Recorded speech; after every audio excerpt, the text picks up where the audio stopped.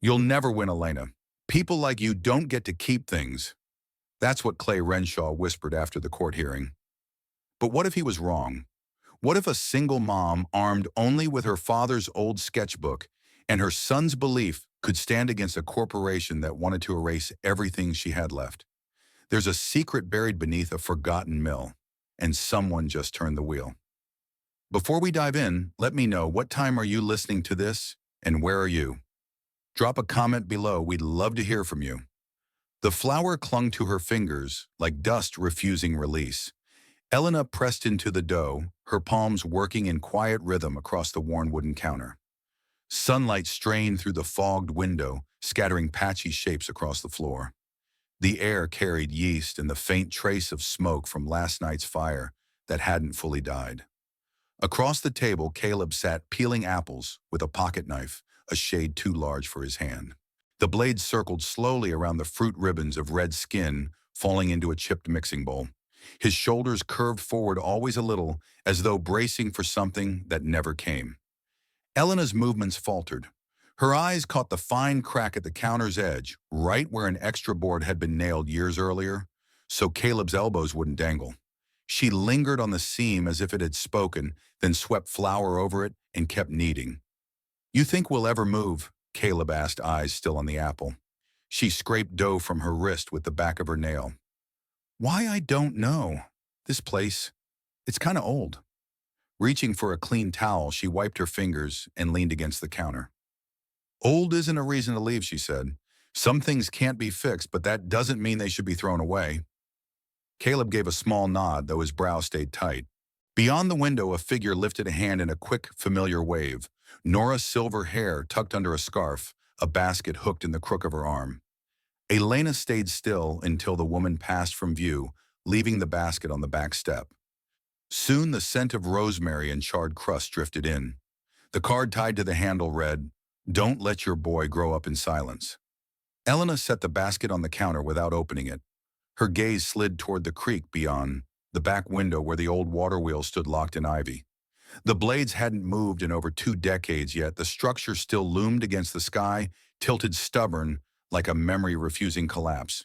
In the kitchen, the back door eased open, letting in a draft. The hanging apron swayed, and a strip of faded cloth tied long ago to the crank lever fluttered once in the breeze. Not urgent, not ominous, simply there. Later that morning, Elena pulled on her coat, Caleb close at her side, and together they walked the short stretch into town. The room was too bright, the kind of fluorescent glare that flattened everything it touched. Ceiling fans droned above rows of folding chairs, blending the smell of old paper and stale coffee into the late morning air. Elena stepped inside with Caleb close behind their footsteps, muffled against the scratched linoleum of the Asheville Community Center. A laminated sign pointed toward the town development vote. Public hearing. She scanned the crowd. Familiar faces filled the seats: Mrs. Daughtry from the pharmacy, the twins from the feed store, the quiet man who usually waved from his porch. Today, no one acknowledged her. Clay Renshaw stood at the front, calm as ever, one hand resting on the podium like it belonged there. A tailored navy jacket fit him neatly, and his voice carried into the microphone with practiced ease. "This proposal brings opportunity, folks," he said. "Sustainable tourism, new jobs, increased property value. We're not erasing anything, we're reimagining, breathing new life into a forgotten space." Agreement rippled through the room, nods a tentative clap that spread until it became applause. Elena sat unmoving, arms folded tight across her chest. She knew the cadence well. Clay never sold ideas. He sold the illusion of safety, convincing people that saying yes meant never having to worry again. Beside her, Caleb shifted his chair, squeaking. He opened his sketch pad and let his pencil trace quiet lines. She didn't glance down. When her name was called, she rose. Chair legs scraped across the floor, drawing heads around, though few met her eyes.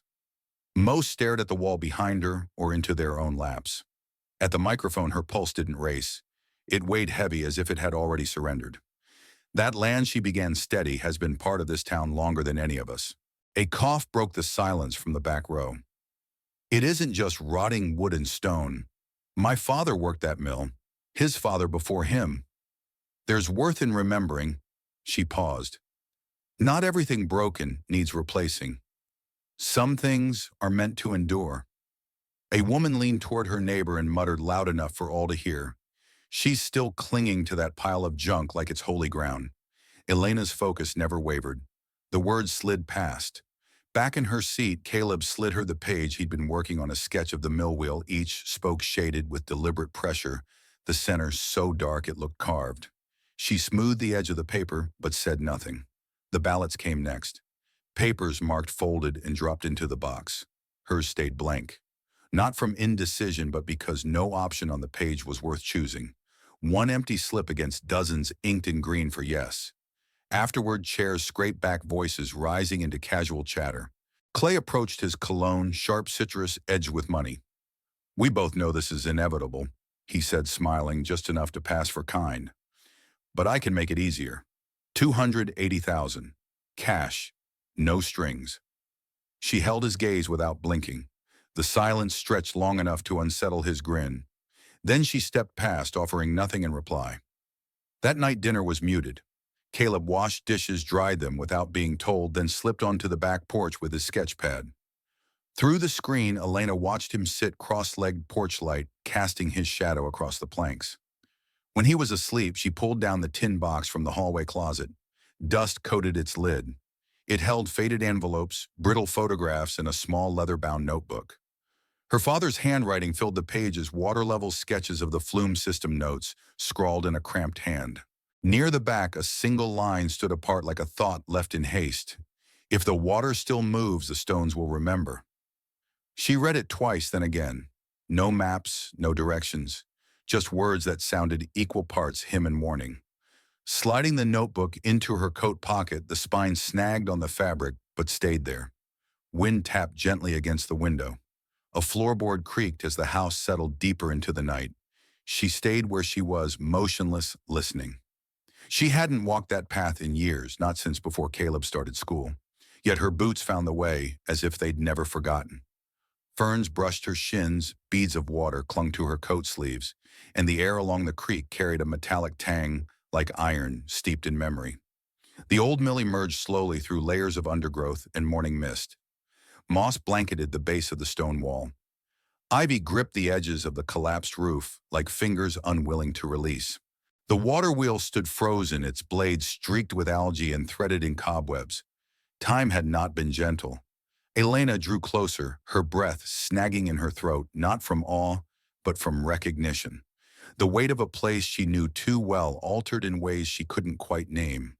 Her palm brushed the nearest spoke. The wood, cold and soft with rot, bore the memory of 100 winters. She shook off the feeling and turned to the foundation, clearing away tangles of grass and brittle twigs that had claimed the space.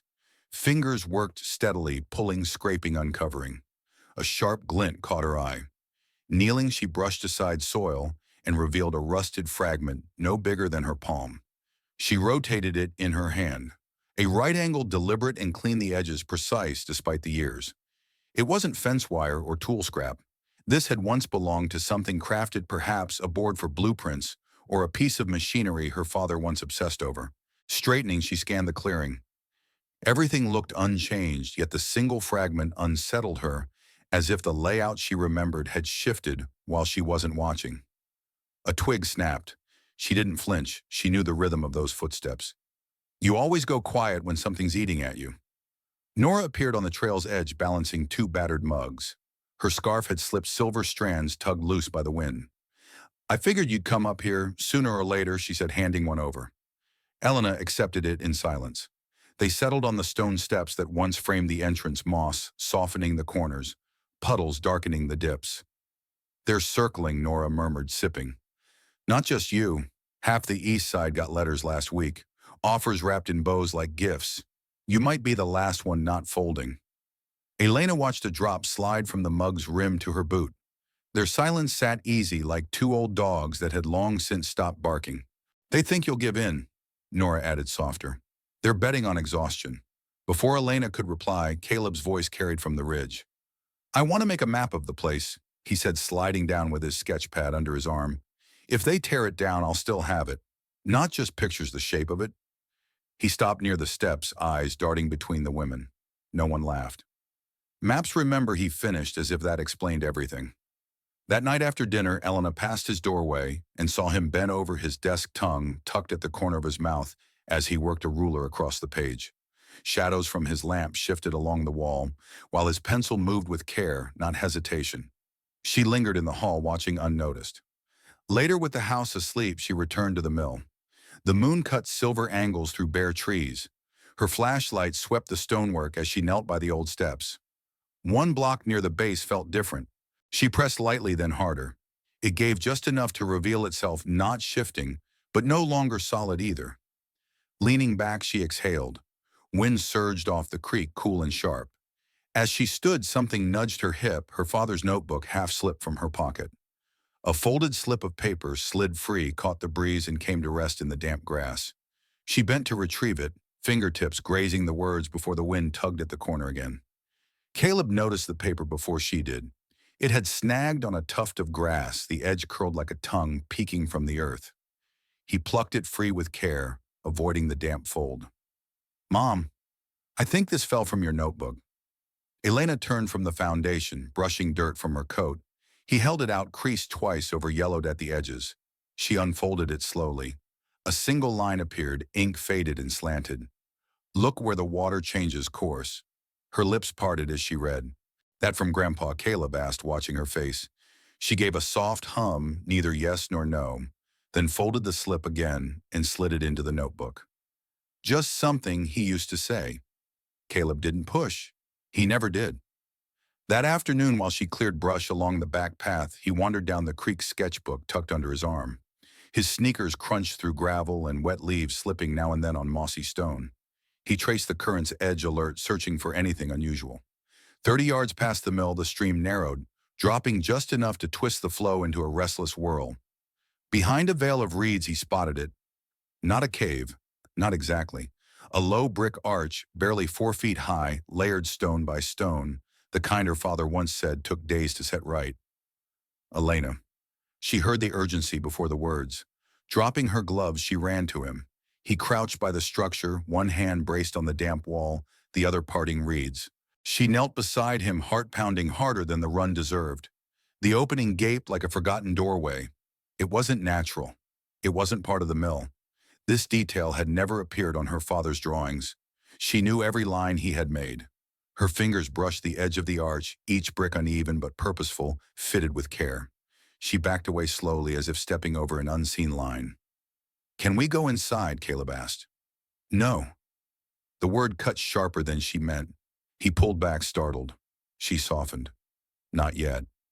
They returned in silence, her thoughts wound tight. The note. The rusted fragment. Now this. If something truly was hidden here, then her reasons for keeping the mill as memory instead of map would crumble. Maybe she was unraveling. Maybe they were right. That evening, the mailbox offered no mercy. One envelope bore the bank's gold logo. She knew its weight, thin paper, heavy threat. The numbers blurred as she read unpaid property tax final notice, 60 days until seizure. Her hands trembled, though her grip never slackened. She set it on the table and stared as if the words might change. Caleb didn't ask. He had learned to read tension the way he read weather, by the slope of her shoulder, the pauses in her breath. After dinner, he laid his latest drawing on the couch where she sat under a blanket. He said nothing. The mill filled the page, every sagging beam, the broken rim of the wheel, the wildflowers at its base. But now a new detail stretched along the edge. The brick arch shaded carefully, lines pressed deep, as if he had redrawn them more than once. She traced it with her thumb. Smudges marked the corner where he'd erased, then drawn again. The room held still. No music, no voices, only the hum of the fridge and the groan of old wood.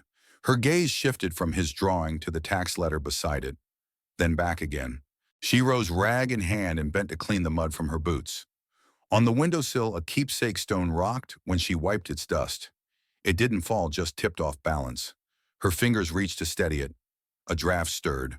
Across the floor, the folded slip lifted faintly, its corner rising, as if it wanted to be read again.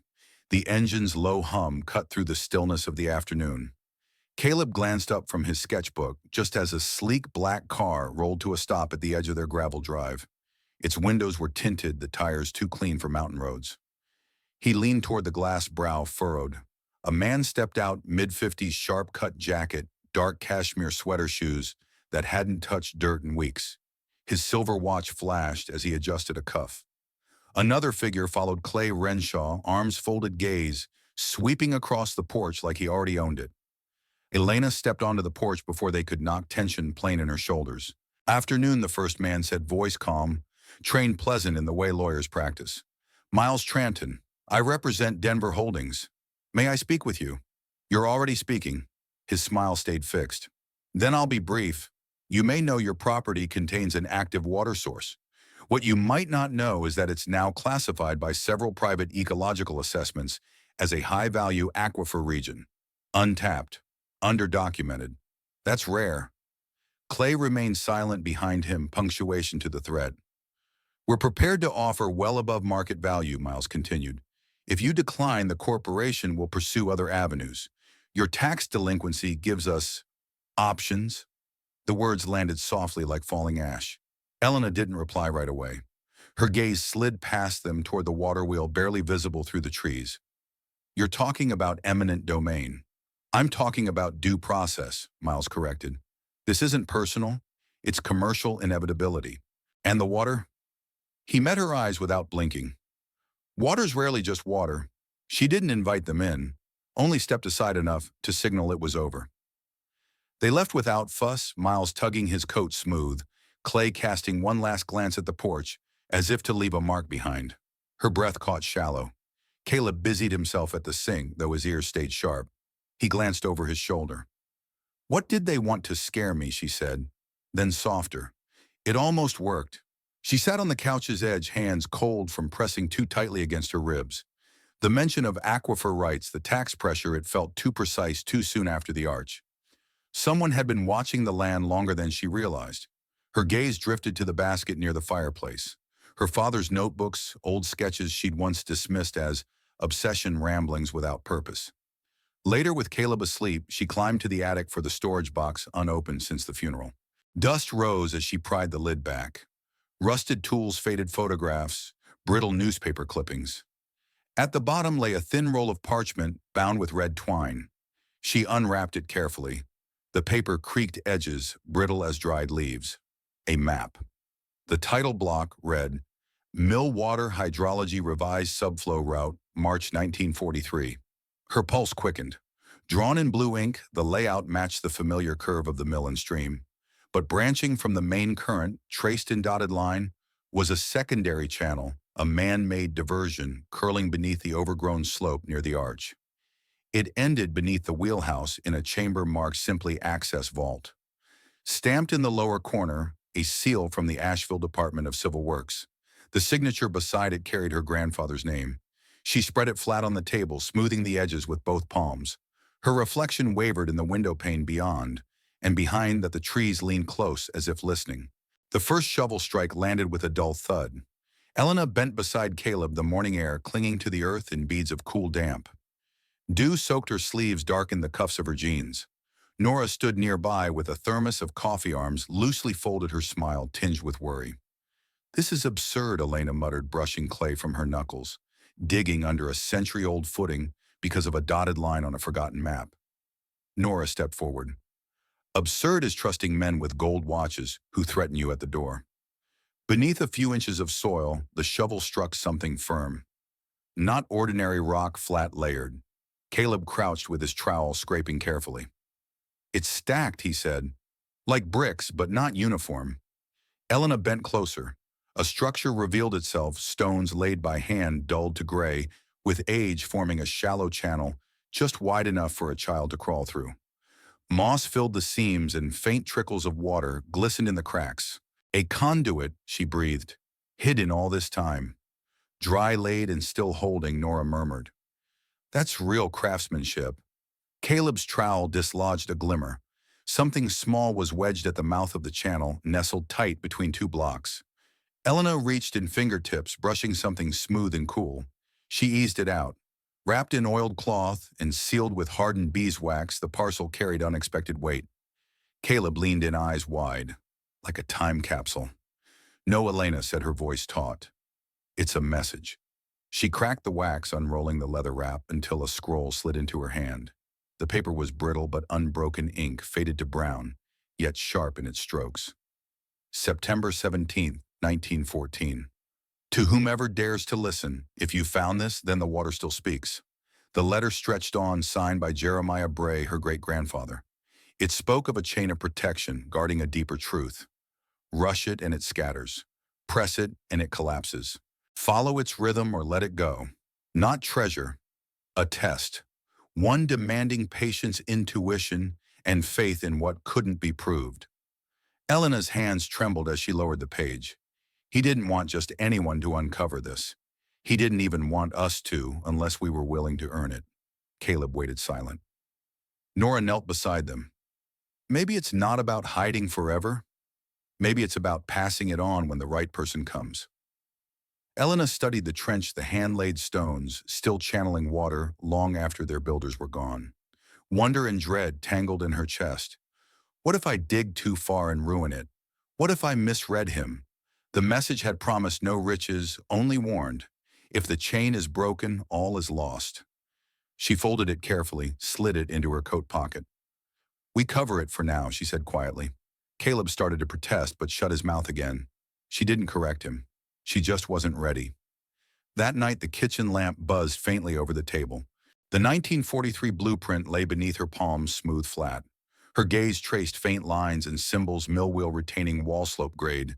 In the lower corner, nearly erased by time, she noticed a swirl of ink, like a breaking wave. Just below it, a note in faded cursive.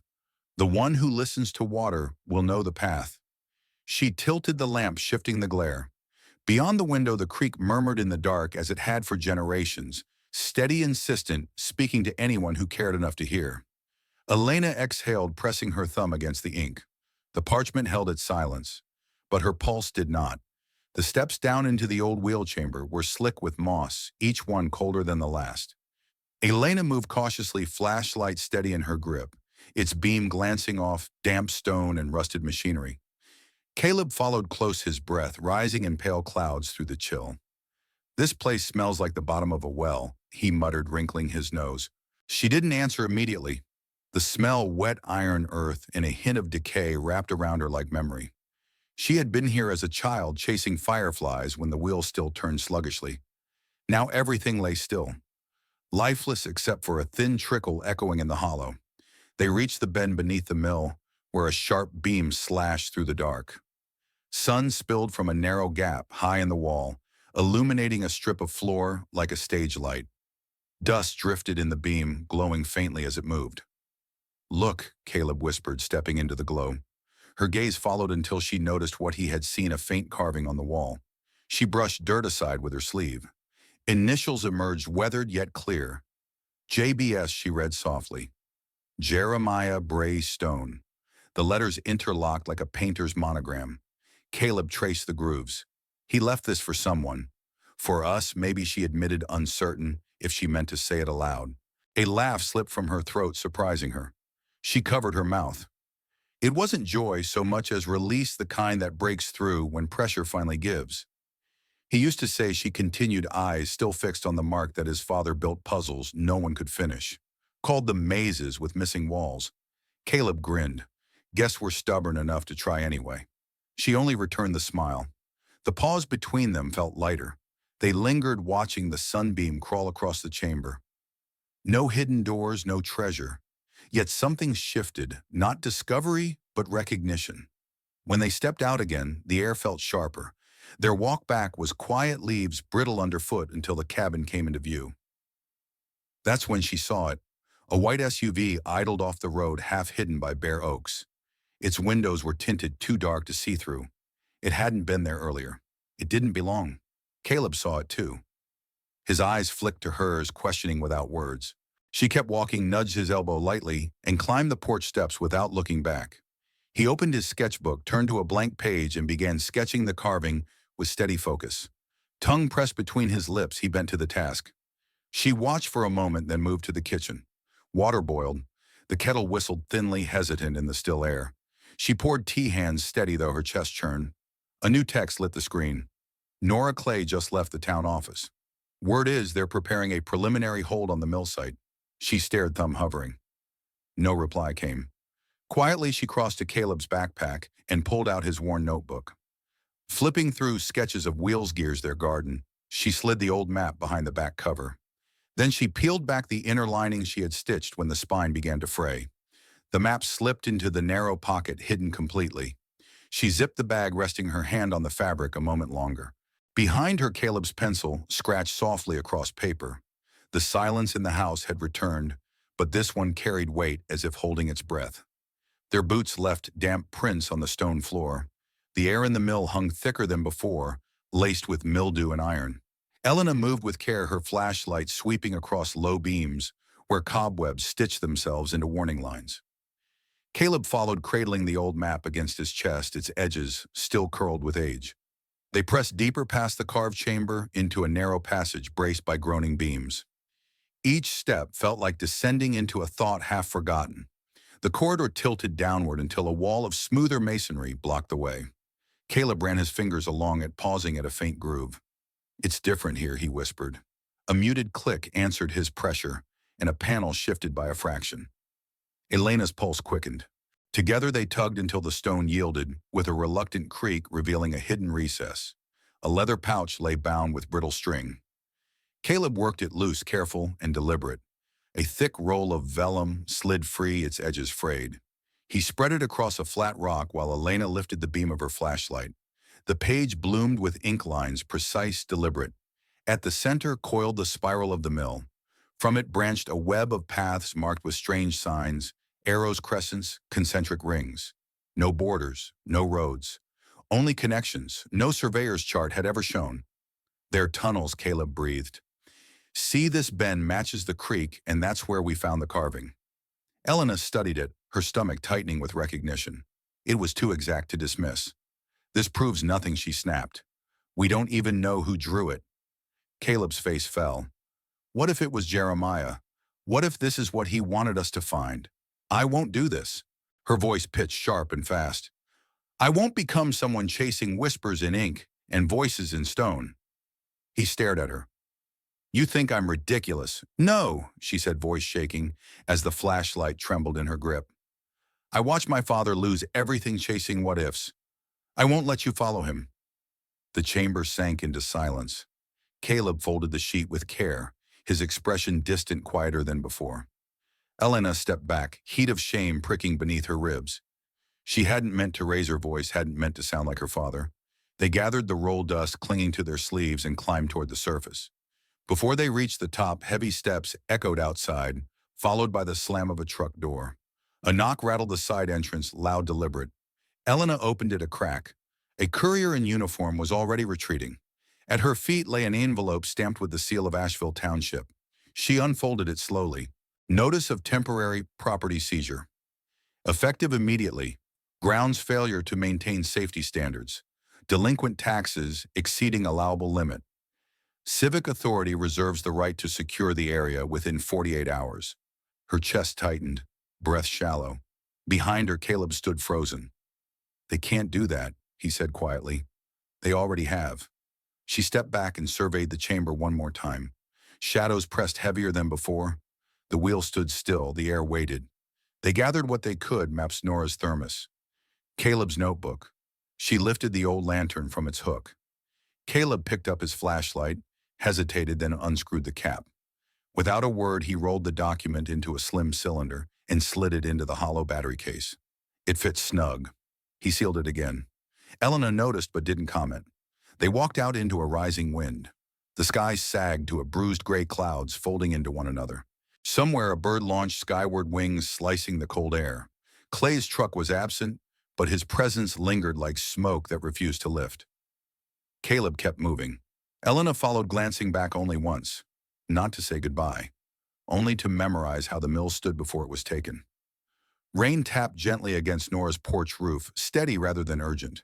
The air smelled of wet pine, and a wind chime clinked like cautious footsteps. Elena sat at the kitchen table, turning the township's letter for the 5th time, as if memorizing the words might blunt their weight. A knock came soft, unhurried. Not the kind of knock from someone with an agenda. Nora answered. The man on the step looked like he'd stepped out of another time. His cap soaked at the edges, postal badge faded but still intact on his coat. A canvas bag hung from his shoulder, scuffed and stained with decades of work. Albert Lindsley, he said, voice low and crackled.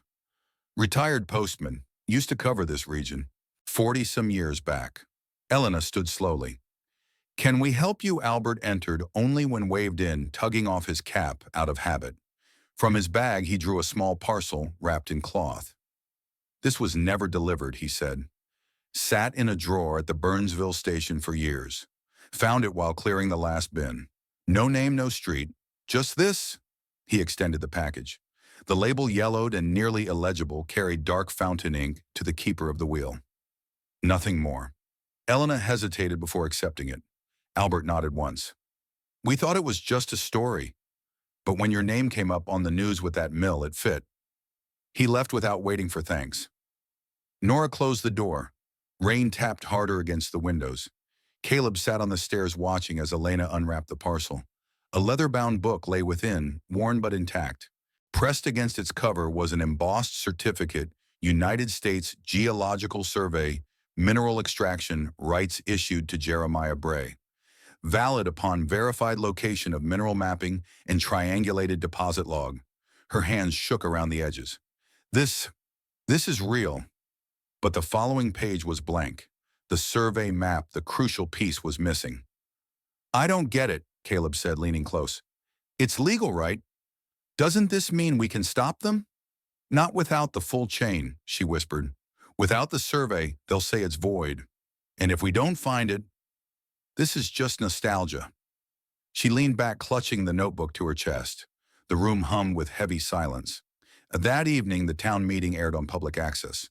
Nora left the television muted until bold letters appeared, Denver Heritage Project.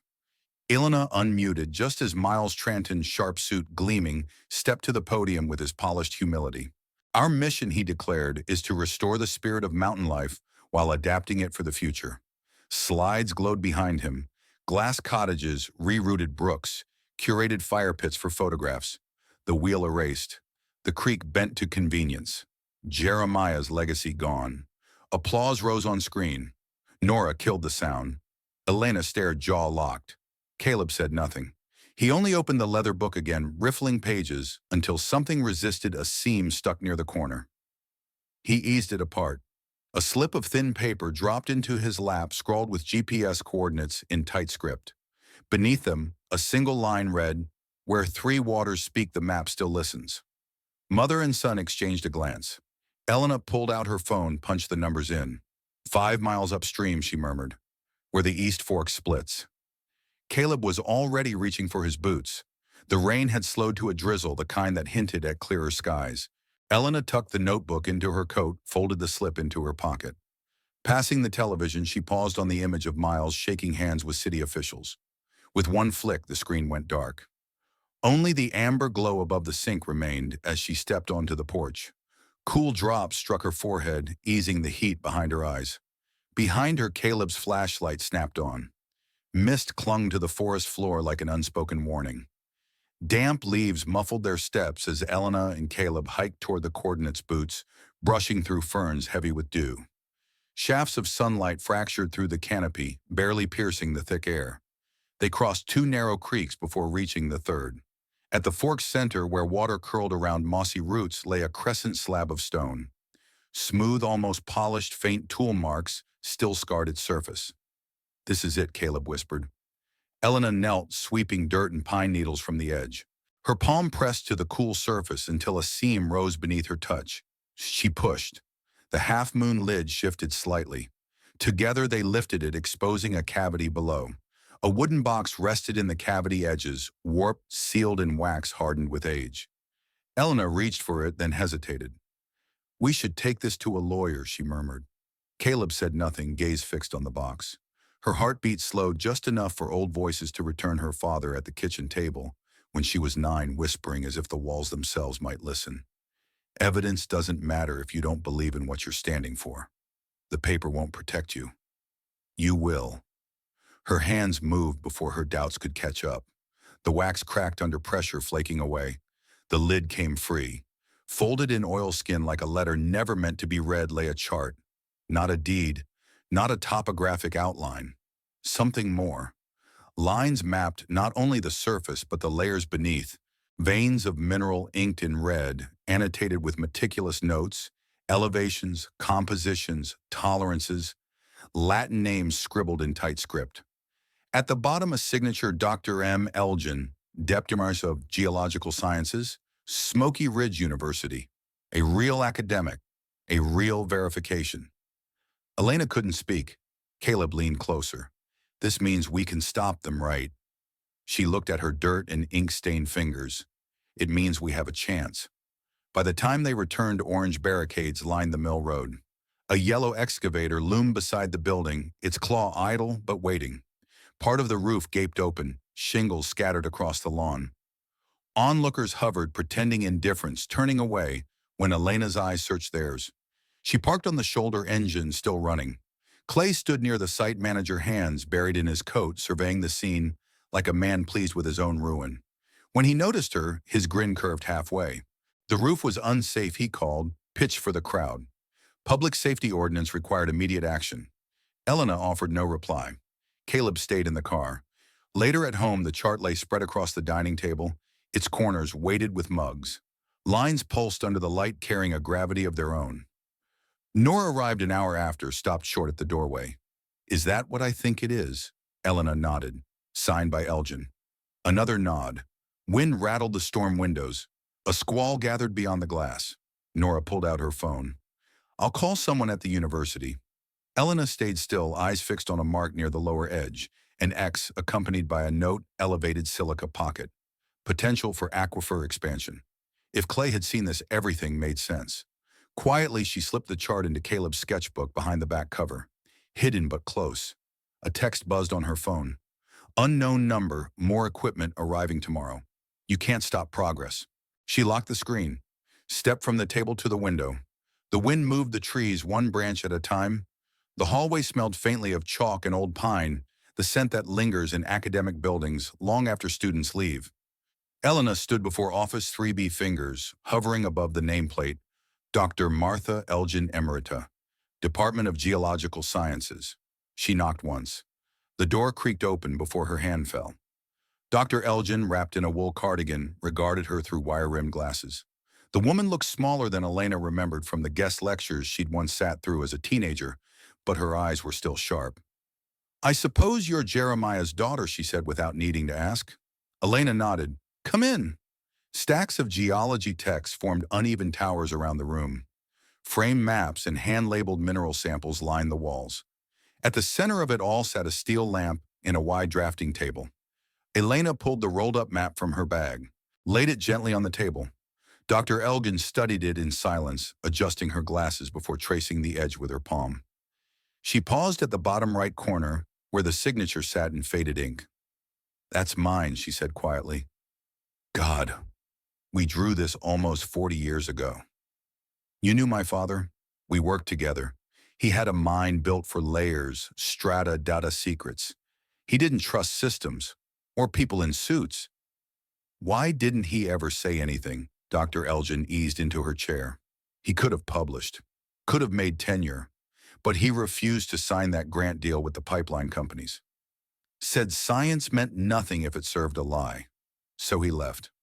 The quiet between them folded like cloth, heavy and frayed at the edges. You know, the old woman added, eyes still on the map. He once told me that silence was the only form of resistance he could afford. I didn't understand it then. Maybe I still don't. Elena said nothing, but her throat tightened. For years, she'd resented that silence. That empty chair at recitals. That drawer full of half-finished letters. Now she wondered if it hadn't been absence, but choice. Her phone buzzed in her coat pocket. One new headline lit the screen. Asheville authorities moved to secure water-rich site amid legal dispute. She didn't need to read the rest. Clay had gone public. By the time she left the university building, the sky had clouded over, casting a flat gray light over the parking lot. She sat behind the wheel, engine off, staring out at a row of students filing past with backpacks and headphones, and no idea the earth beneath them held stories worth more than gold. She answered the phone on the third ring. Elena, it's Janet Rowan, came the voice of her lawyer. Her grip on the steering wheel tightened. I'm listening.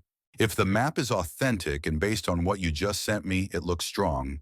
And if the mineral rights certificate still holds under the original conditions, you have grounds to file an injunction. But timing matters. How much time? There's a special planning session tomorrow. If you're not present and prepared, they'll approve the seizure. And if I am, you could stop everything cold. For a second, Elena didn't respond. Her thoughts spiraled not from indecision, but from the weight of the next step. This wasn't about a mill anymore. It wasn't even about Jeremiah. It was about whether she could find her voice in a world that had learned to tune her out. A gust of wind stirred dead leaves across the windshield. She started the engine, dialed home. Caleb answered. I'm heading back, she said. I need you to do something. Find that envelope with the mineral certificate, the one from the old tin box. Got it. And Caleb, yeah, double-check the bottom edge. He always tucked things in layers. Static filled the pause. Then I'll look. She ended the call, pulled onto the road. As the car climbed the ridge above the valley, her mind returned to the voice she'd once hated, her father's flat and spare, barely audible over the wheel's grind. Maybe it hadn't been escape. Maybe silence had been his way of listening. Rain had settled in for hours. Not a storm, but a steady curtain that blurred the windows and softened every trail into surrender. Elena sat at the kitchen table, papers spread before her like a hand she couldn't play. Her tea sat untouched, long gone cold. Upstairs, Caleb's door creaked. Light footsteps descended halfway, then paused. A moment later, he stood beside her, pale lips pressed thin. Mom, he said quietly, I think you should see this. She followed him. Micah waited in the room, soaked from the walk, his shoes leaving muddy prints across the floorboards. He clutched his phone so tightly the knuckles shone white. I didn't think it'd matter, he whispered. I swear I didn't know it would go this far. Caleb's jaw set hard. You took pictures of my drawings. Micah's eyes slid toward the wall. Just the wheel, the underground pipes. I didn't even keep them. I sent them straight off like I was told. Who told you? Elena's tone was calm, steady as she stepped between them. My dad. He works at the bank. Said someone needed to confirm something. That if I helped, Clay would make sure we didn't lose our house. The room cracked open with silence. Elena moved closer, her voice soft but firm. Go home, Micah. Tell your father I said hello. He glanced at her, then at Caleb, whose gaze never wavered, before pulling his hood up and slipping back into the rain. Later, she found Caleb on his bed, staring at the sketchbook as though it had betrayed him. I should have kept them to myself, he muttered. If I hadn't drawn anything, they wouldn't know what we found. She eased down beside him, hand resting against his back. If you hadn't drawn them, maybe we wouldn't know either. His head turned, eyes shining. It's my fault, Mom. All of it. She drew him in, wrapping both arms around his shoulders. You've helped me remember who I am. That's not a fault. That's a gift. They stayed like that for a long while. Rain softened on the roof, falling to a hush, as if the world leaned in to listen. When the house finally grew quiet, Elena made her rounds with a flashlight, checking every window, testing each latch. The air pressed heavy as though the storm itself refused to rise. She pulled back the living room curtain. At first, only her own reflection met her in the glass. Then beyond the trees near the drive, two faint headlights gleamed through the mist. The vehicle idled silently. No engine hum. No movement. Parked just far enough to feign accident, close enough to watch the house. She studied it for a full minute. The driver never moved. But through the condensation, the outline was clear: shoulders, squared hands resting casually on the wheel. Miles Tranton. Even at that distance, his posture was unmistakable. Calm, possessive, watching as though the place already belonged to him. The curtain fell from her hand. In the kitchen, she switched off the light and checked the back door again, bolt sliding into place. Bare feet pressed the creaking boards as she crossed to Caleb's room. He hadn't stirred. Pulling the blanket around him, she brushed a damp strand of hair from his cheek. His flashlight sat on the floor beside the bed, its hollow handle still cradling the hidden map. She left it untouched. Sliding beneath the covers, she lay still, thoughts circling like restless birds. Micah's confession, the look in his eyes, and Miles waiting in the dark like a clock marking time until the strike. Sleep would not come. Rain shifted against the windows, no longer a hush, but a whisper like a voice pressed too long against silence. Beyond it, across the trees and gravel, pull off the broken outline of the mill rose in shadow, half gutted, half standing, still watching, still waiting. The courtroom was no larger than a school cafeteria, 4 rows of wooden benches, 2 long tables, and the state seal fixed above the judge's chair. The air carried a faint blend of lemon cleaner and old paper. Elena stood near the back as people shuffled in.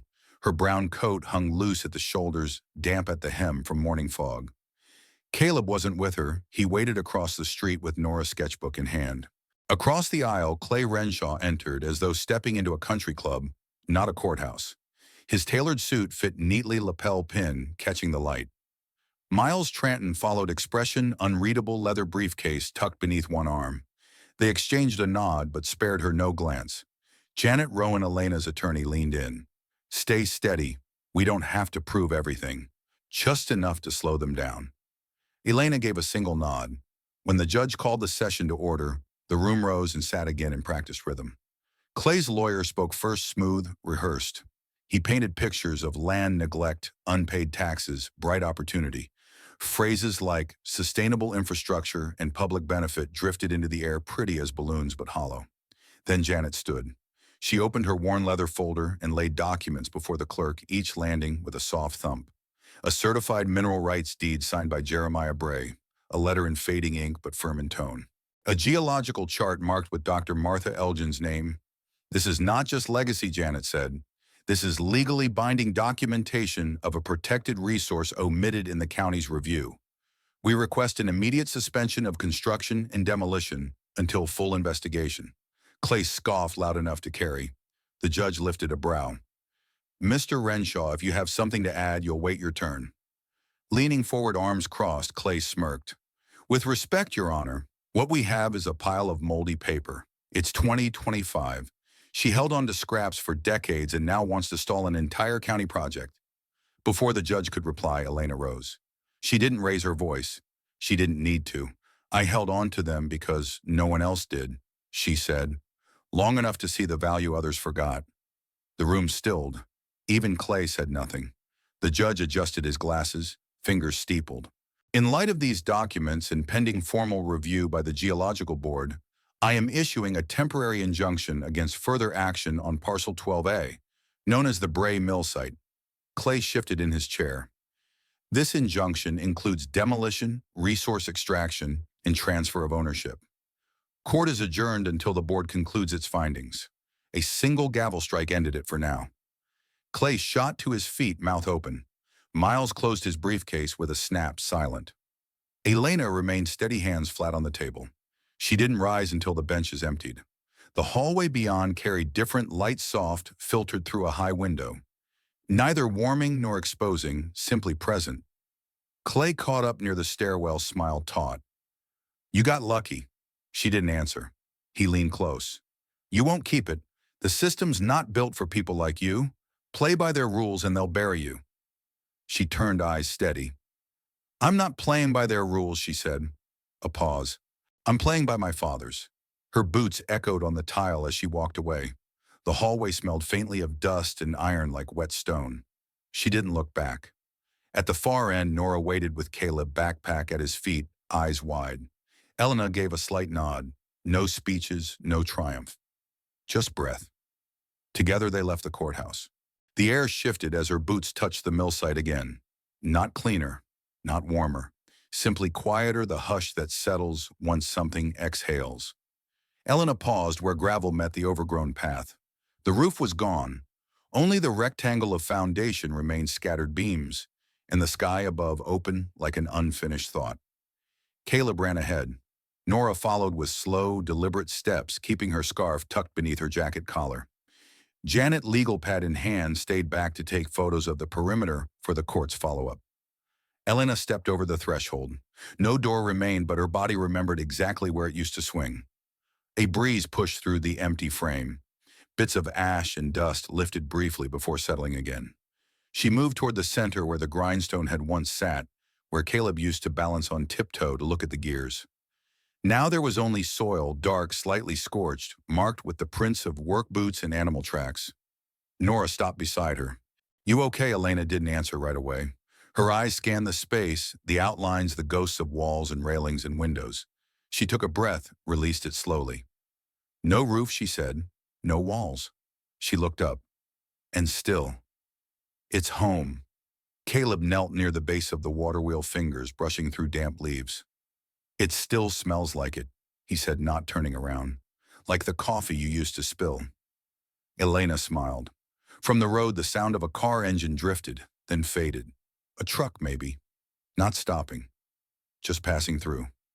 Janet approached, nodding at a sheet of plywood nailed across the rear fence. "County's backed off for now," she said. "Temporary injunction extended. Long enough for the hearing next month. Clay's license is under review. And Miles, well, no one's seen him in town since the day of the ruling." Nora scoffed. "That man never did like losing." Caleb's voice carried from near the wheel. "Mom, come here." Elena crossed the clearing, slowly stepping over a charred timber. Caleb crouched beside a wide slab, half buried in mud moss, scraped away to reveal a shallow carving. At first it looked like nothing more than a fault in the surface. But as the sun shifted through the trees, words emerged, faint but still legible. The one not named, yet never forgotten. Her breath caught. No signature, no initials. Just the phrase carved with care and left for time to bury. Fingers brushed the stone surface. Warm from the afternoon light, it seemed to pulse beneath her touch. Not magical, not otherworldly, only insistent present. Nora stood behind them, arms crossed. "Think he meant your father, Elena?" Kept her gaze on the words as though they might still be speaking. Memories stirred stories her father never told, corners of maps folded too tightly, choices made not for glory but for quiet. The silence he left felt less like absence, more like an offering. Janet stepped aside to answer a call, voice low and clipped. Caleb leaned his head against Elena's shoulder without speaking. No birds broke the stillness. Even the wind held back. After a long pause, she lifted her hand and rose. Behind them, the day's last light spilled across the foundation, stretching shadows over debris. The wheel, though broken, caught a gleam along one spoke. Caleb squinted toward it. "Think we could fix it?" She didn't reply. The question felt like a seed, something planted waiting for time. Turning toward the entrance, her boots brushed through ash and grass. Behind her, Nora adjusted her scarf, and Caleb cast one last glance at the carving before stepping away. No one voiced it, but all three felt the shift. Not in the land, nor the court case, nor even the silence. Something had changed in how the light touched what was broken. The house held its silence through most of the morning, broken only by the occasional creak of settling wood and the faint murmur of water threading through the rocks behind it. Elena sat on the back porch, knees drawn up, her father's notebook resting in her lap. The pages fluttered a little in the autumn breeze. She held the spine between two fingers, hesitant. The ink had faded in some sections. Others still bore sharp indentations from a hand that pressed too hard. She began at the beginning this time, not skimming, not skipping to the parts she thought mattered. There were pages of old measurements, sketches of piping systems, odd calculations that made no immediate sense, diagrams of the water wheel down to the bolts. But scattered in between were lines that felt like whispers, things her father hadn't written for engineers. You don't always know what you're standing up for until someone asks you to sit down. They'll call you foolish, maybe even selfish when you don't sell, but they'll forget their own price. And near the end, a page she'd never seen before, maybe because she hadn't wanted to. If you're reading this far, I assume you've figured out there's no gold, no secret trust fund. The only thing I ever preserved was the right not to kneel. She stared at that sentence, fingers tightening slightly on the edge of the paper. It wasn't defiant. It wasn't bitter. It just was. He hadn't been trying to win. He'd been trying to keep something, something small but untouchable. She reached for the small wooden wheel that sat on the porch rail, Caleb's old school project from third grade. A rough replica of the mill's water wheel carved by a child's hands, uneven spokes and all. The center was cracked, a clean fracture from years ago when it fell during a move. Elena had never thrown it away. She didn't know why. Today she picked it up. She rummaged through the old tool drawer beside the door, pulling out a spool of thin steel wire. Sitting cross-legged now, she began looping it slowly around the break, knotting it as tightly as her hands would allow. The wire bit into the soft wood. It wasn't elegant. It didn't look like it would hold, but the pieces stayed together. She set the wheel upright on the porch. It wobbled slightly, then steadied. Her voice was barely louder than the wind. "I'm not running anymore," she said. Then quieter still, "I understand now." The porch creaked behind her. She didn't turn. In the distance, Caleb's voice echoed faintly across the stream. "Mama, pause." Then again, louder, clearer. Mom Elena didn't respond right away. Her eyes stayed on the makeshift wheel, its shadow stretching just slightly to the right, cast by the angled morning light. Then she rose. She brushed her hands on her jeans, picked up the notebook, slid it under her arm, and moved down the steps without a word. Leaves scattered beneath her boots as she walked toward the mill. Not urgently, not carefully, just forward. The sun filtered through the bare trees in broken lines, dappling the grass with golden shadow. A crow cawed once in the distance, then silence reclaimed the space. The closer she got to the mill site, the more it resembled something familiar, not from memory but from imagination. The shape of what used to be, in the sense of what might be built again.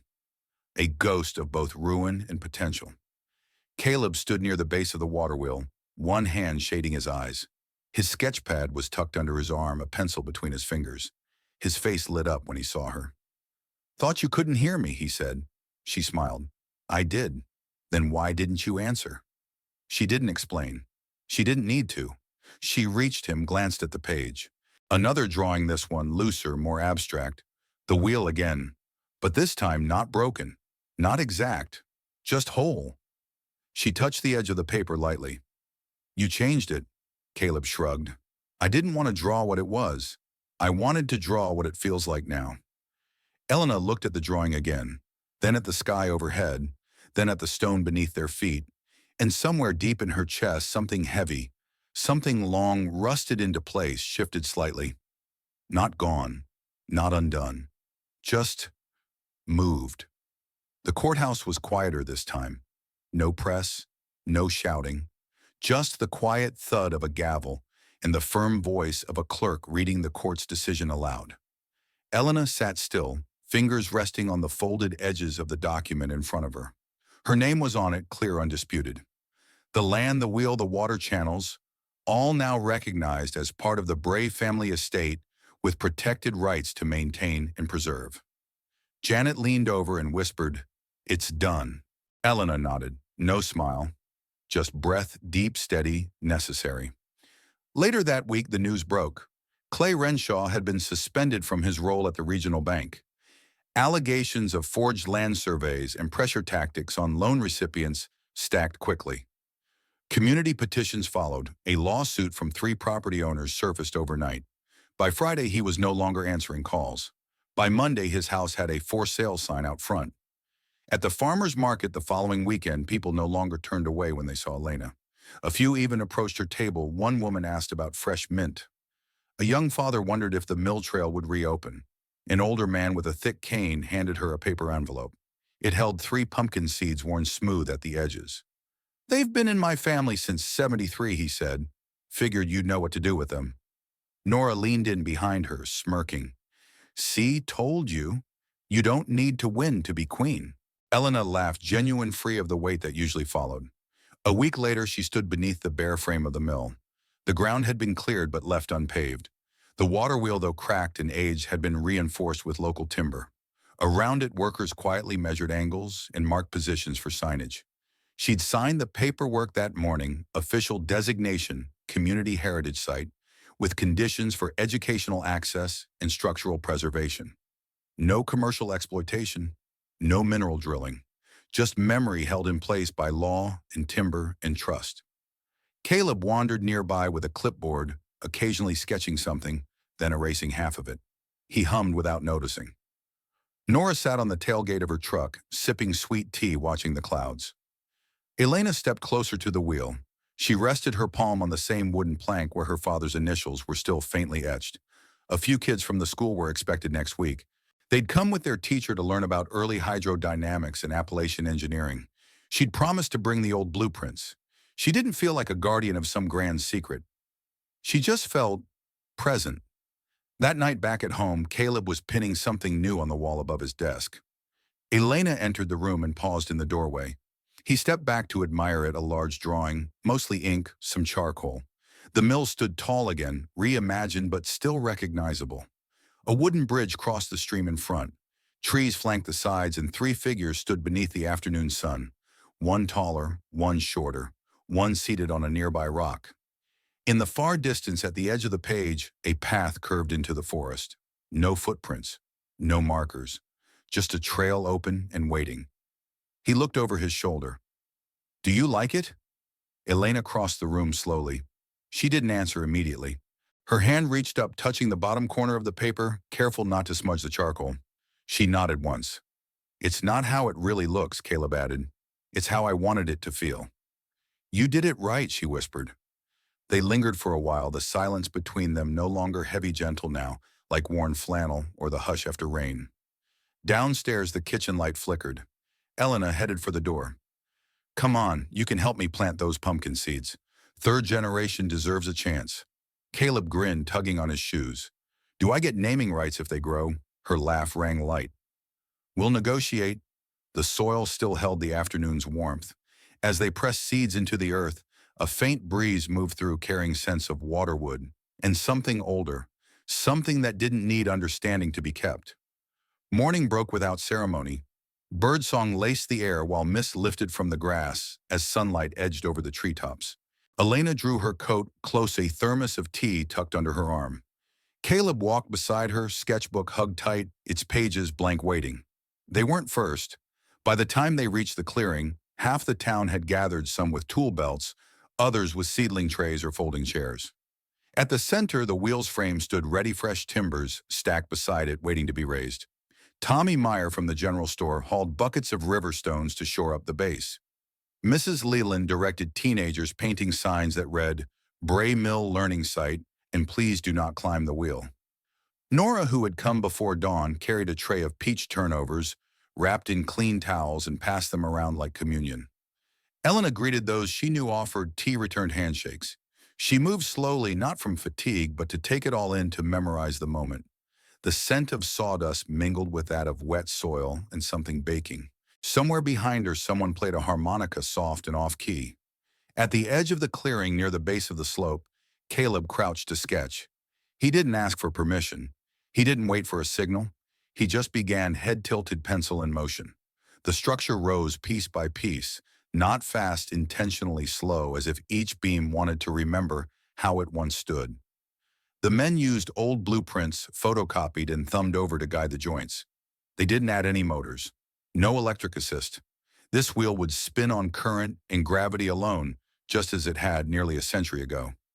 By late afternoon, the shape was whole again. Elena stepped back, wiping her hands on her jeans. She didn't help with the carpentry, never did learn how to hold a mallet properly, but she refilled water cups, fetched nails, held wood steady when asked. Just before dusk, lanterns were lit. Hung from trees and fence posts, they cast a soft amber light across the field, trembling gently with the wind. Children giggled along the banks, skipping flat stones across the water.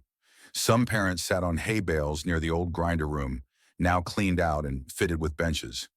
She moved to the same spot she'd stood in the first chapter of this story. Back then, the wheel had been choked in vines, the mill hollow, and silenced by years of rot and regret. But now in its place, laughter, warmth, the clatter of tools being packed up, and somewhere the low murmur of Nora scolding someone for stealing a second turnover. Elena exhaled, not a dramatic sigh, just a release, slow and quiet. Behind her, Caleb stood, recording the wheel in soft pencil strokes. His sketch was already half full, smudged at the edges. When he glanced up and caught her watching, he didn't speak. He just smiled, crooked and small, before looking back down to finish. It happened gently. One of the workers adjusted a final brace. Another nudged the wheel forward slightly, and something caught. The wheel shifted, just a little at first. Then again. Wood groaned. Water trickled through the channels they dug that morning. A hush fell over the crowd. No announcement, no cheer. Only the sound of water sliding over wood, steady and patient. Elena turned her head to listen better. The rhythm wasn't perfect.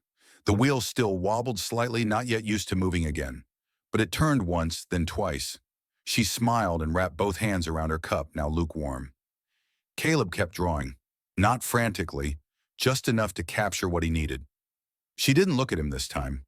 She looked past the crowd beyond the creek to where the trees opened and a new trail had been carved by footsteps and curiosity. A gust of wind passed through, not strong, barely more than a whisper, but enough to send a single dry leaf tumbling from a high branch, fluttering in slow arcs until it touched the water surface. The leaf floated forward, nudged gently by the current. The wheel caught it, carried it half a turn, and let it go. No one spoke. No one needed to. The water still flowed. Not every battle is about winning. Sometimes it's about remembering who you are when no one else does.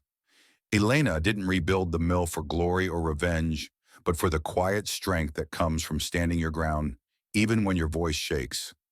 Because some legacies aren't made of gold or stone, but of water, memory, and the will to keep the wheel turning.